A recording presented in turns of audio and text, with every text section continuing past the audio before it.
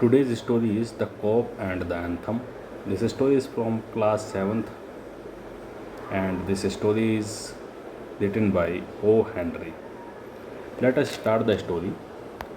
Have you ever found yourself in a situation in which what happened was the opposite of what you expected? क्या कभी आप ऐसी situation ऐसी परिस्थिति में पड़े हैं जब जो कुछ भी आप करना चाहते हैं वह उसका परिणाम उसके बिल्कुल विपरीत होता है जिसकी कि आप उम्मीद कर रहे थे?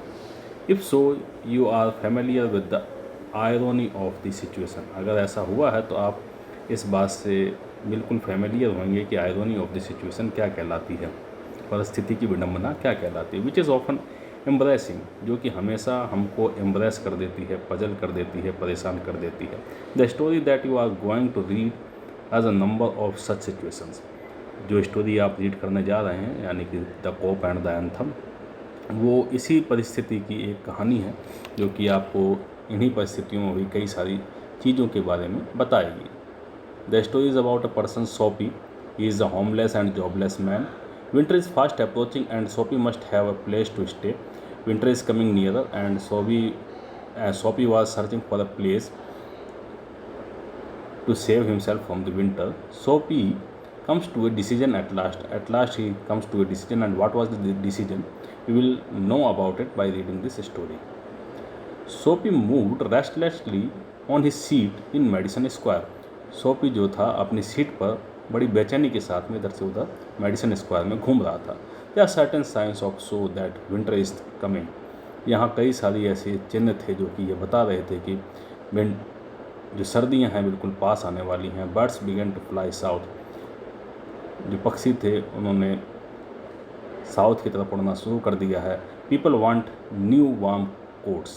जो लोग बाग हैं उनको भी अब गर्म कोट चाहिए. एंड सोपी moves restlessly on his seat in the park. और सोपी जो है अपनी सीट पर बेचैनी के साथ इधर से उधर घूम रहा है. When you see this science you know that winter is near.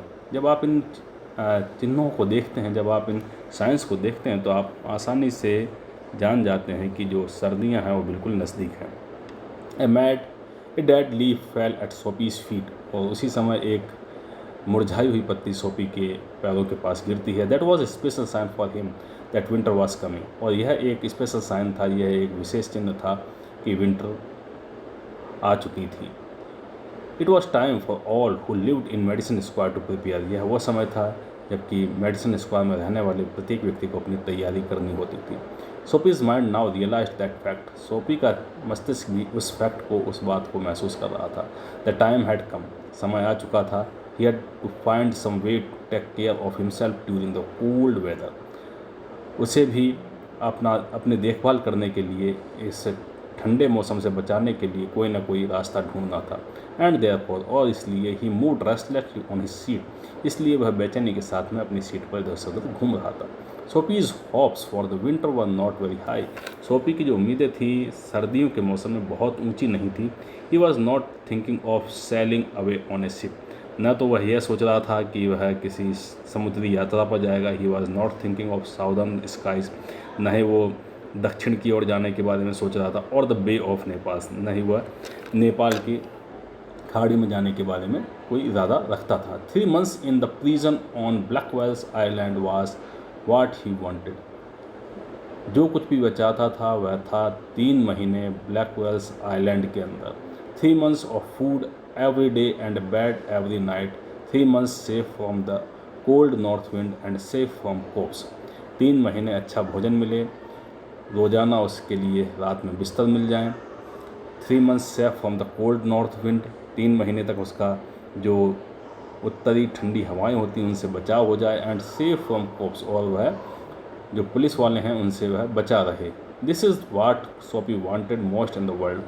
यही वह चीज़ थी जो कि सोपी इस दुनिया में सबसे ज़्यादा चाहता था.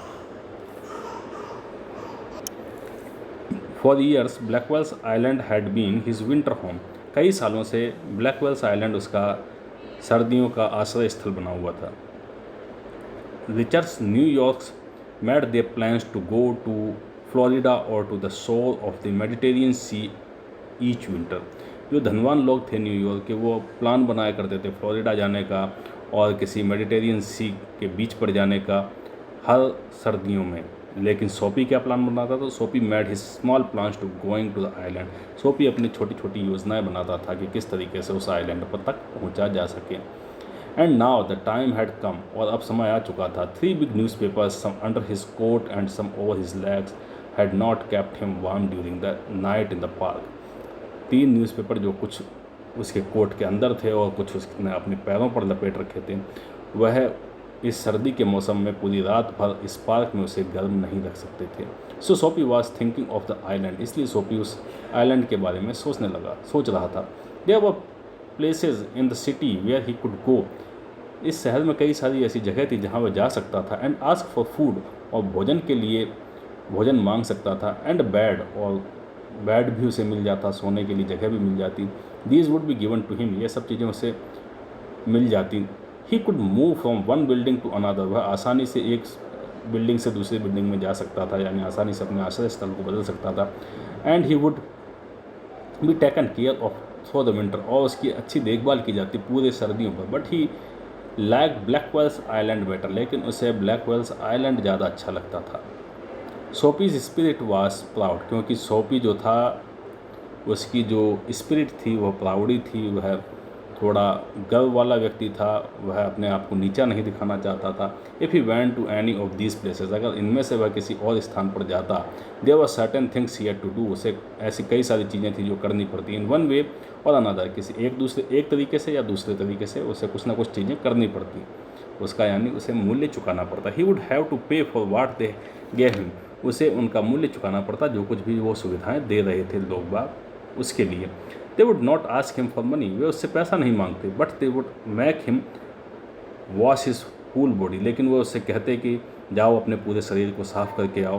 दे would make him answer questions, वे उससे कई सारे प्रश्न पूछते, उसे उत्तर देने पड़ते। They would want to know everything about his life, और वे उसके जीवन की प्रत्येक चीज़ को जानना चाहते थे, प्रत्येक पार्ट को जानना चाहते थे। No, prison was better than that, नहीं, जेल ही इन सब चीज़ों से ज़्यादा अच्छी थी। Prison had rules that he would have to follow, prison के अपने रूल्स होते हैं जिनको कि उसे फॉलो करना होगा, जिनको उसे अपनाना होगा। बट इन प्रिजन, लेकिन प्रिजन के अंदर, जेल के अंदर, a gentleman's own life was still his own, एक जेंटलमैन की लाइफ उसकी अपनी लाइफ तब भी बनी रहती है जबकि वह जेल में होता है। Soapy having decided to go to the island, इसलिए सोपी ने निश्चय कर लिया था कि वो आइलैंड में जाएगा।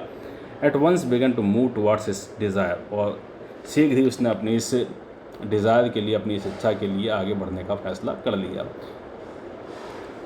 Now this is the next part. Soapy does his best to be on the wrong side of the law, he tries 3 tricks all in vain. Soapy ने सबसे पहला कार्य जो किया वो था कानून के विरोध में काम करना, लेकिन 3 बार उसने ये काम किया, तीनों बार ही वो असफल रहा।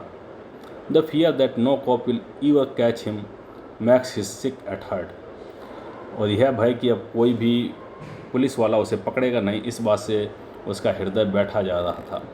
अब देखिए अगली घटनाएं क्या होती हैं। There were many easy ways of doing this, बहुत सारे कई आसान तरीके थे ब्लैकवेल आइलैंड में, उस प्रिजन में पहुंचने के। The most pleasant way was to go and have a food dinner at some fine restaurant, सबसे अच्छा और शानदार तरीका यह था कि किसी महंगे होटल में जाया जाए, वहाँ एक अच्छा सा भोजन किया जाए और बिना पैसे चुकाए वहाँ से निकल लिया जाए। Then he would say that he had no money, और उसके बाद में वह कह देगा कि उसके पास पैसे नहीं हैं टू पे।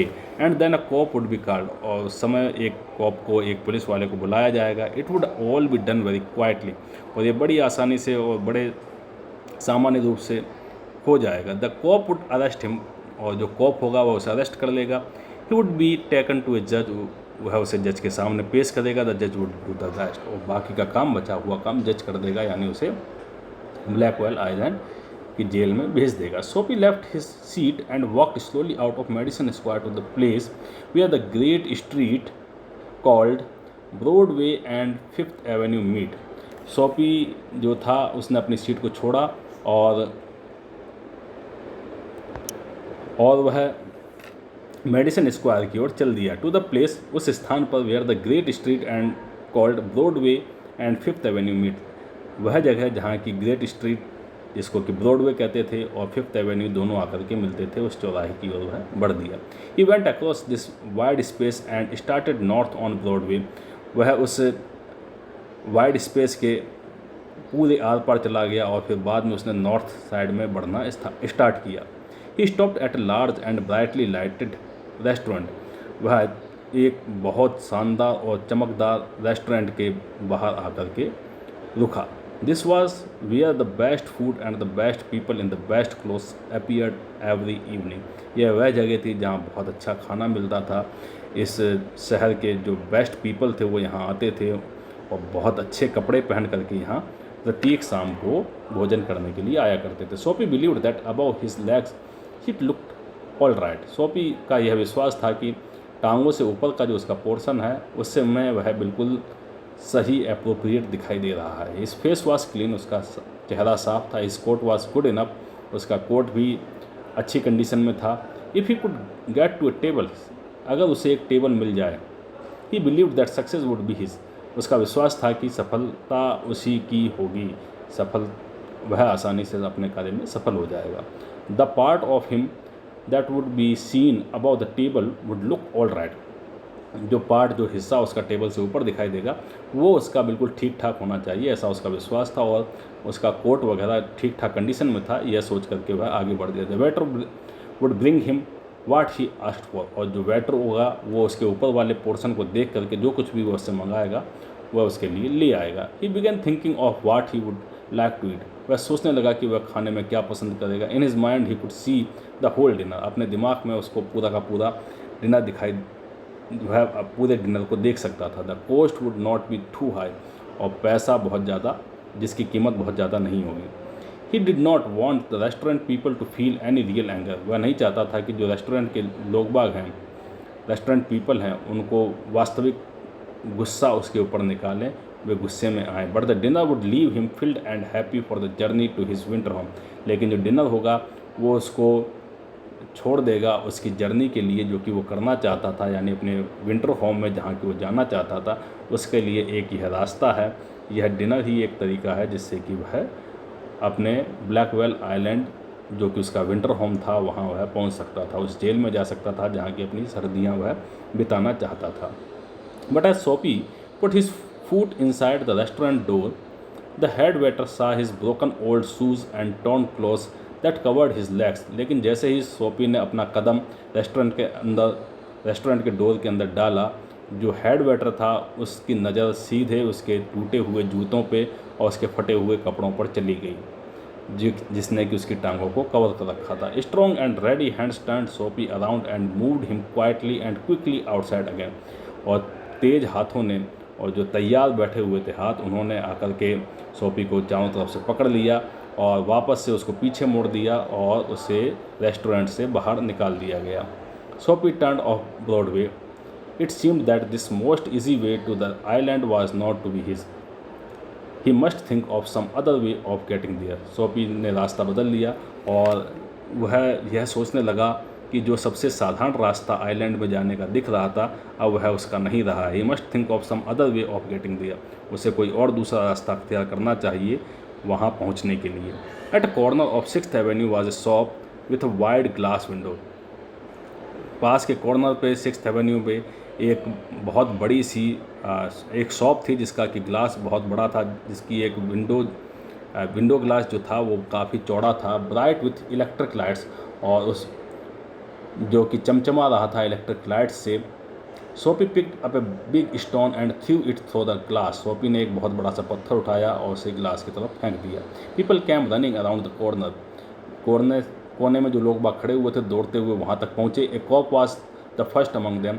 एक पुलिस वाला वहाँ पहुँचने वाला सबसे पहला व्यक्ति था। Soapy stood still and he smiled when he saw the corp. सोपी अभी वहीं खड़ा था और वह मुस्कुरा रहा था जबकि जो पुलिस वाला उसके पास पहुंचा तब भी वह मुस्कुरा रहा था और इंतज़ार कर रहा था कि पुलिस वाला आके उसे पकड़ लेगा। लेकिन क्या हुआ देखिए। Where is the man that did that asked the cop. Cop ने आकर के पूछा कि वह व्यक्ति कहाँ है जिसने ये शीशा फोड़ा था। Don't you think that I might have done it. क्या तुम यह नहीं सोचते कि ये सारा का सारा कारनामा मैंने ही किया है। सेड सोपी। सोपी ने कहा he was friendly and happy. वह बिल्कुल खुश और फ्रेंडली दिखाई दे रहा था, मित्रवत दिखाई दे रहा था।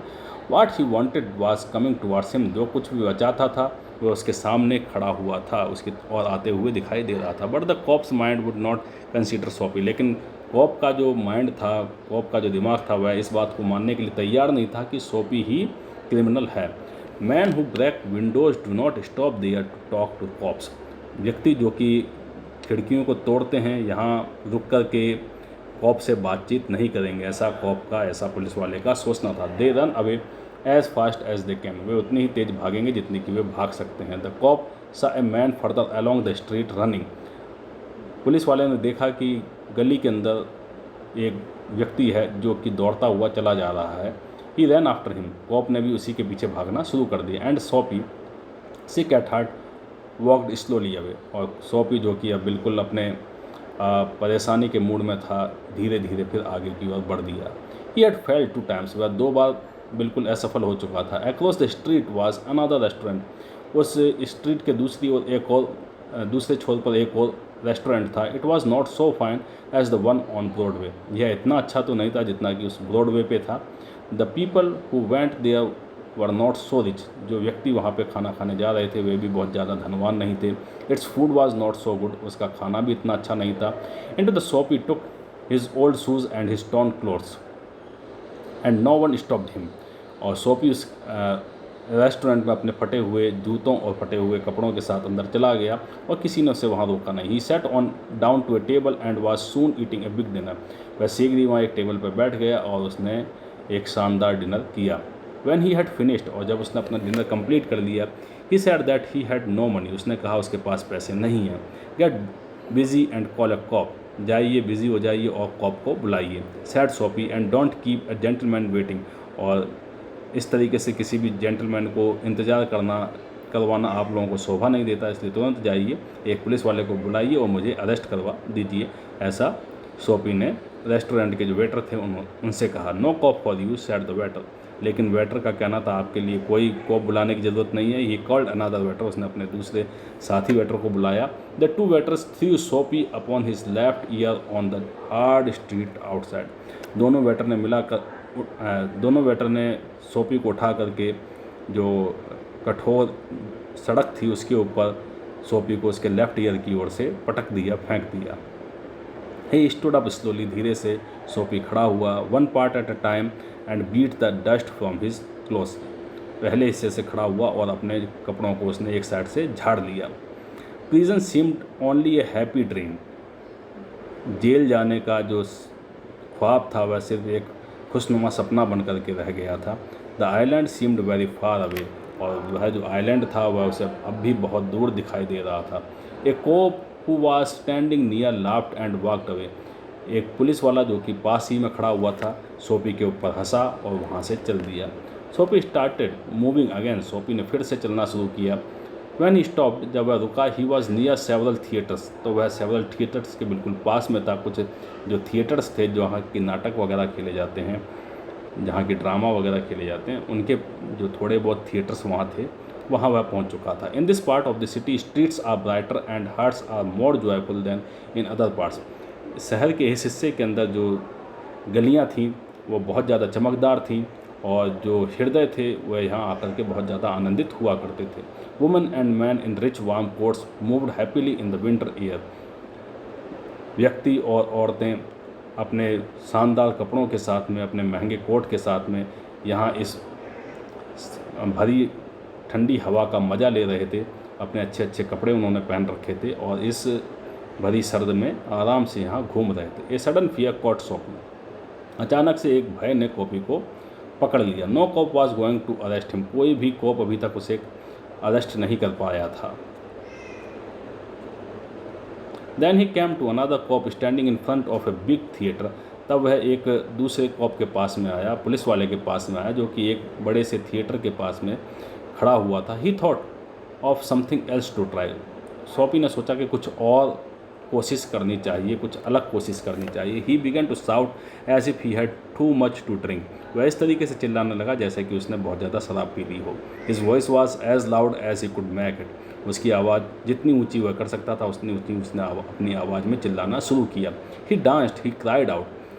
वह नाचा, वह ज़ोर ज़ोर से चिल्लाया। And the cop turn his back to Soapy. और जो पुलिस वाला उसके पास खड़ा था उसने अपना मुंह जो है सोपी की ओर से मोड़ लिया और खड़ा हो गया और जो पास में एक व्यक्ति खड़ा था उससे बोला, and said to a man standing near him, it's one of those college boys, ये उन कुछ कॉलेज के बॉयज़ में से है, कुछ कॉलेज के लड़कों में से है जो कि इस तरीके की आजकल हरकतें कर रहे हैं। ही वॉन्ट हर्ट एनीथिंग, ये कोई आपको नुकसान नहीं पहुंचाएंगे। We have order to let them shout, हमको ये आदेश मिला है कि इन्हें चिल्लाने दिया जाए। सोपी वॉज क्वाइट, यह बात सुनकर के सोपी जो था शांत हो गया। यानी कि उसका जो अगला स्टेप था कि पागल बन करके चिल्लाना और चीखना, जब पब्लिक प्लेस पे इस तरीके की आप हरकत करेंगे तो आपको पुलिस अरेस्ट कर लेगी, यह हरकत भी उसकी काम नहीं आई और पुलिस वाले ने उसको उस समय भी अरेस्ट नहीं किया। इस तरीके से उसके बार बार किए गए प्रयास असफल होते जा रहे थे जो कि वह ब्लैकवेल आइलैंड में जाने के लिए कर रहा था। सोपी वॉज क्वाइट, सोपी बिल्कुल शांत हो गया था। Was no cop going to touch him, क्या आज कोई भी कॉप उसे पकड़ेगा नहीं। He began to think of the island as if it was as far as a star, वह उस आइलैंड के बारे में सोचने लगा जैसे कि वह इतना दूर हो जितना कि एक तारा किसी व्यक्ति से होता है। He pulled his thin coat around him, the wind was very cold, उसने अपने पतले से कोट को अपने चारों ओर खींच लिया क्योंकि हवा भी बहुत ज़्यादा ठंडी हो चुकी थी। Then he saw a man in a shop buying a newspaper, तब उसने एक व्यक्ति को देखा जो कि एक दुकान से न्यूज़पेपर खरीद रहा था। यानी सोपी के दिमाग में अगला आइडिया आना स्टार्ट हो गया, वह फिर से कोई क्राइम करने की सोचने लगा। The man's umbrella stood beside the door, और व्यक्ति ने का अम्ब्रेला जो था, छाता जो था, डोर के पास में रखा हुआ था। सोपी स्टेप्ड इनसाइड द शॉप, सोपी ने धीरे से दुकान के अंदर कदम बढ़ाया। टुक द अम्ब्रेला, उसने चुपचाप से अम्ब्रेला उठाया। एंड वॉक स्लोली अवे, और धीरे धीरे आगे बढ़ना शुरू किया। The man followed him quickly, शीघ्र उस व्यक्ति ने उसका पीछा करना शुरू किया। माई अम्ब्रेला, ही सेड, वह व्यक्ति चिल्लाया, यह मेरा अम्ब्रेला है। ओह इज इट, क्या यह आपका है? सेड सोपी, सोपी ने कहा। Y don't you call a corp, तो आप एक पुलिस वाले को क्यों नहीं बुलाते हो? आई टुक इट, मैंने इसे ले लिया है। योर अम्ब्रेला, आपका umbrella. Why don't you call a cop, क्यों नहीं पुलिस वाले को बुलाते हो? There is one standing at the corner, एक पुलिस वाला कॉर्नर पे भी खड़ा हुआ है। यानी सोपी उसे सारी की सारी बात बताता है कि पुलिस वाला कहाँ खड़ा हुआ है, आकर के मुझे अरेस्ट कर दे ताकि मैं आसानी से ब्लैकवेल आइलैंड जा सकूँ। लेकिन जैसे ही व्यक्ति पुलिस वाले के बारे में सुनता है, the man walked more slowly, तो वह व्यक्ति जिसका कि वह छाता था वह और धीरे धीरे चलने लगता है। सोपी डिड द सेम, सोपी भी यही हरकत करता है, वह भी अपनी स्पीड को धीमी कर लेता है। But he had a feeling that he was going to fail again, लेकिन सोपी के मन में फिर से यह फीलिंग आने लगती है कि इस बार भी उसका प्रयास जो है असफल होने जा रहा है। यानी कि इस बार भी कोई कॉप, कोई पुलिस वाला आकर के उसे अरेस्ट नहीं करेगा। The cop looked at the two man, I said the umbrella, I said the umbrella man, umbrella man ने कहा कि मैं, that is you know how these things happen, किस तरीके से परिस्थितियाँ बदलती हैं, किस तरीके से चीज़ें घटित होती हैं। इफ़ दैट्स योर अम्ब्रेला, अगर यह अम्ब्रेला तुम्हारा है, आई एम वेरी सॉरी, तो मुझे बहुत दुख है। I found it this morning in a restaurant, क्योंकि मुझे यह अम्ब्रेला जो है एक रेस्टोरेंट में पड़ा हुआ मिला था। इफ़ यू से it's your, I hope you will, अगर तुम यह सोचते हो कि ये तुम्हारा है तो तुम इसे ले जा सकते हो। इट्स माइन, क्राइड सोपी, यह मेरा है। सोपी बहुत तेज़ी से चिल्लाया, with anger in his voice, उसकी जो वॉइस थी, उसकी जो आवाज़ थी, उसमें बहुत तेज गुस्सा भरा हुआ था। The umbrella man hurried away, umbrella man शीघ्रता से वहाँ से चला गया। The cop help the lady across the street, और जो पुलिस वाला था वह एक औरत की मदद कर रहा था। सोपी वॉकड ईस्ट, सोपी ने पूरब दिशा की ओर चलना शुरू किया। He threw the umbrella as far as he could throw it, उसने उस अम्ब्रेला को जितनी दूर वह फेंक सकता था उतनी दूर उसने फेंक डाला।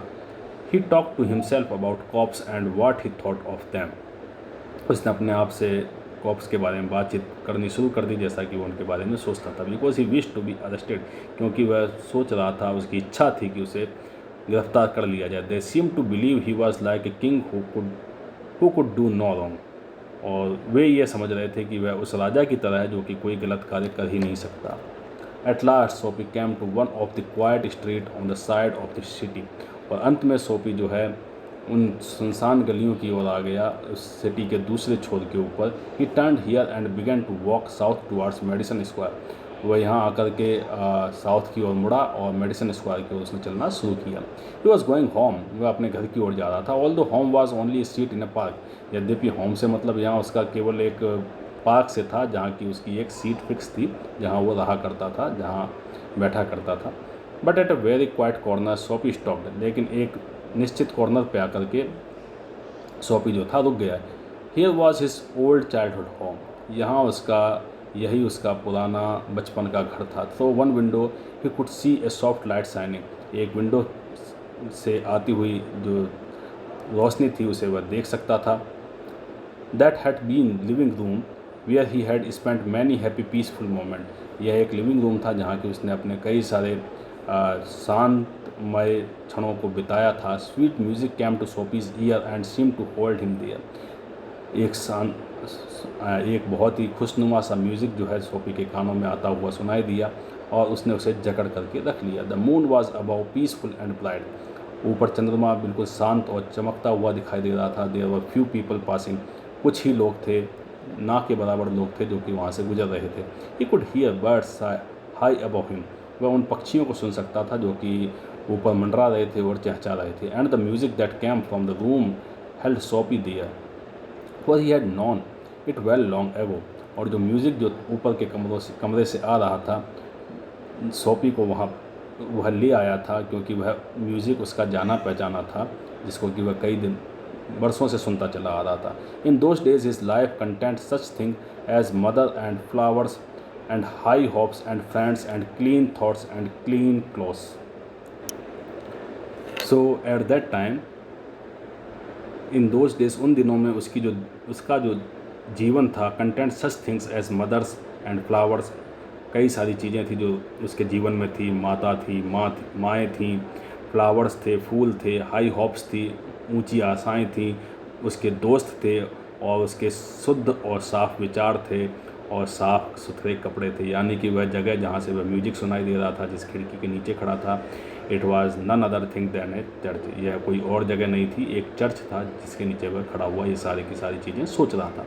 There was a sudden and wonderful change in his soul, अचानक से एक बहुत बड़ा सा बदलाव उसके सोल में, उसकी आत्मा में आया। ही सा with sick fear how he had fallen, वह बड़े भय के साथ में, एक बीमार भय के साथ में सोचने लगा कि किस तरीके से वह इतना नीचे गिर गया। ही सा हिज वर्थलेस डेज, उसने अपने बेकार के दिनों को देखा। हिज रॉन्ग डिज़ायर, उसकी गलत इच्छाओं को देखा। हिज डेड हॉप्स, उसकी मरी हुई उम्मीदों को देखा। The lost power of his mind, और जो उसके मस्तिष्क की शक्ति जो खो गई थी उसके बारे में उसने देखना जानना शुरू किया। And also in a movement, और एक ही क्षण में his heart answered this change in his soul, एक ही क्षण में उसके हृदय ने उत्तर दिया इन सारे के सारे बदलाव का उसकी सोल में। He would fight to change his life, उसे अपने जीवन को बदलने के लिए लड़ना होगा। He would pull himself up, उसे अपने आप को ऊपर उठाना होगा। आउट ऑफ द मड, इस कीचड़ से बाहर निकालना होगा। He would make a man of himself again, उसे अपने आप को फिर से एक अच्छा व्यक्ति बनाना होगा। ऐसा वह उस चर्च के बाहर आकर के फिर से सोचने लगा। देयर वॉज टाइम, अभी भी समय था। ही वॉज यंग इनफ, वह अब भी काफ़ी जवान था। He would find his old purpose in life and follow it, वह फिर से अपना जो उसका पुराना उद्देश्य था जीवन को जीने का, उसे फिर से ढूंढ सकता था और उसको फॉलो कर सकता था, उसके लिए वह प्रयास कर सकता था। That sweet music had changed him, यह सुंदर म्यूजिक उसे बदल देगा। Tomorrow he would find work, कल वह फिर से कार्य को ढूंढेगा, अपने लिए कार्य ढूंढेगा। A man had once offered him a job, एक बार एक व्यक्ति ने उसे जॉब भी ऑफर किया था। He would find that man tomorrow, वह उस व्यक्ति को फिर से कल ढूंढेगा। He would be somebody in the world. He would Soapy felt a hand on his arm, तभी अचानक से सोपी ने अपने आर्म पे, अपने कंधे पे, अपनी भुजा पे किसी के हाथ की आहट को महसूस किया। He looked quickly around into the broad face of a cop, उसने शीघ्रता से मुड़ कर के देखा और वहाँ उसे क्या दिखाई दिया, एक चेहरा दिखाई दिया पुलिस वाले का। What are you doing hanging around here, तुम यहाँ पे क्यों भटक रहे हो? आज द कॉप, कॉप ने पूछा। नथिंग सेड सोपी, सोपी ने कहा कुछ भी नहीं, ऐसे ही। You think I believe that, क्या तुम सोचते हो मैं इस पर विश्वास कर लूँगा? सेड द कॉप, कॉप ने कहा। Full of his new strength सोपी बिगैन टू आर्ग्यू, अपनी पूरी ताकत के साथ में सोपी ने फिर से उससे आर्ग्यूमेंट करना शुरू कर दिया। And it is not wise to argue with a New York cop, और यह बुद्धिमानी कभी नहीं होती कि आप एक न्यूयॉर्क कॉप के साथ में आर्ग्यूमेंट करें। यानी कि अगर आप पुलिस वाले के साथ में, न्यूयॉर्क के पुलिस वाले के साथ में आर्ग्यूमेंट करते हैं तो आपको जेल निश्चित रूप से जाना पड़ता है। Come along said the cop, और पुलिस वाला बोला चलो मेरे साथ। 3 months prison on Blackwell's Island said the जज टू सोपी नेक्स्ट मॉर्निंग। और 3 महीने की जेल ब्लैकवेल आइलैंड में, ऐसा आदेश जज ने अगले मॉर्निंग को सुना दिया। O Henry. So this is the story written by O Henry. Thank you very much.